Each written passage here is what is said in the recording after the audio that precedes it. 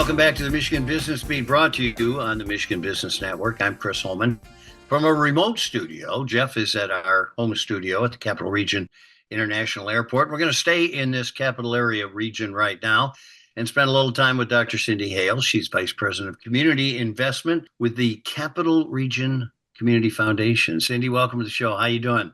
I'm good. How are you, Chris? Good, very good. Thank you. Cindy, tell us, or at least remind everybody what the Capital Region Community Foundation is and does. Sure.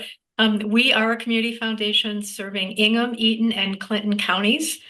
We take on some leadership projects in our community.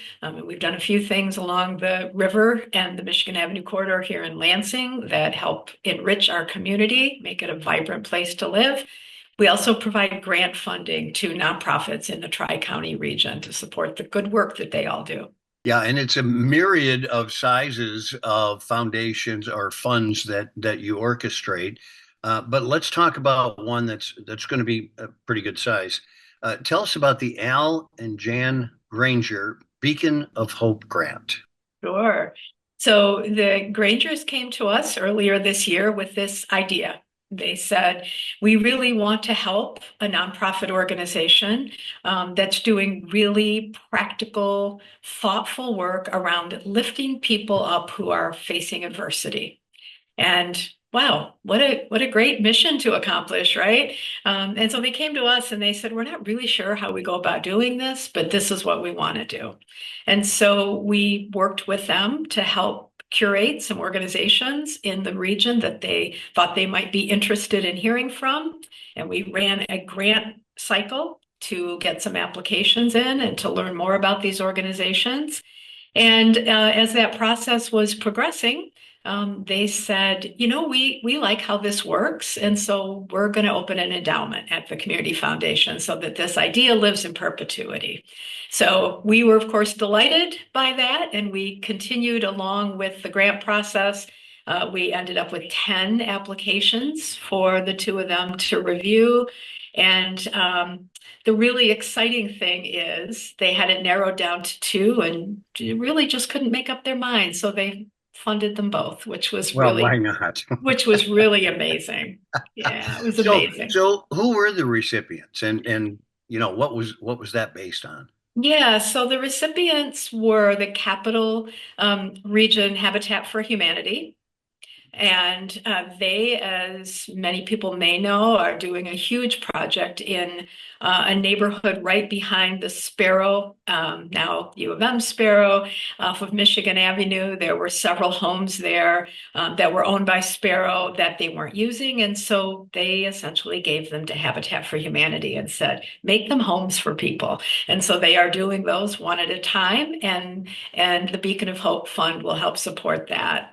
And the other went to the House of Promise, which is an organization that helps people who are being human trafficked, women in particular who are being human trafficked. Hmm. It would behoove us, I think, to talk a little bit about the Granger family and the fact that Al and Jan have done so much, and of course, unfortunate passing of Jan recently. Give us a little rundown on that.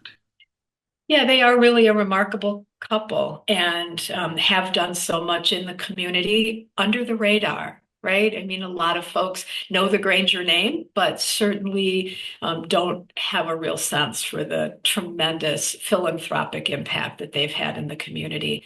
It was so sad for all of us to have lost Jan. We announced the recipients at the Community Foundation's annual leadership reception, and Jan sadly passed the week prior to that. So the wonderful news is she got to be part of the selection process with Al. They did it together, and it was wonderful, and she was excited about that. And we were able to honor her that night of the reception. Yeah, it was, and I had the good fortune to be there because, my wife and I have a fund through you too, Right. and it's just really a wonderful endeavor, and to see them and the amount they have given back. And I might, for anybody who's not aware of the Grangers, it's Granger Construction, Right. and they have also offspring who are now running who are doing the same thing. Right. setting funds. Right. You know, if you were there, Chris, that night, you saw the video that we produced for everyone. And I think the most impactful part of it was when Al and Jan said, you know, we can't tell our children and grandchildren what to do, but we want to set an example by doing this. And I just thought that was such a powerful, powerful message. Well, it really was. And knowing Glenn Granger, it was impactful for them too.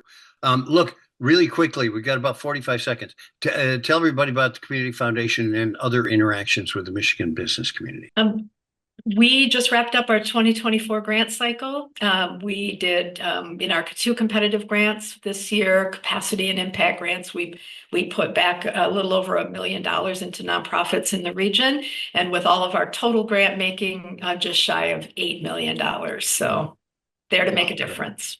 It certainly does. Dr. Cindy Hales, thanks so much for joining us and the work you do as Vice President of Community Investment with the Capital Region Community Foundation. Keep up the good work, please, and we'll have you back on periodically because these are good news stories. Appreciate you, Chris. Thanks. You're watching the Michigan Business Beat on the Michigan Business Network. I'm Chris Holman, and we'll be back with more.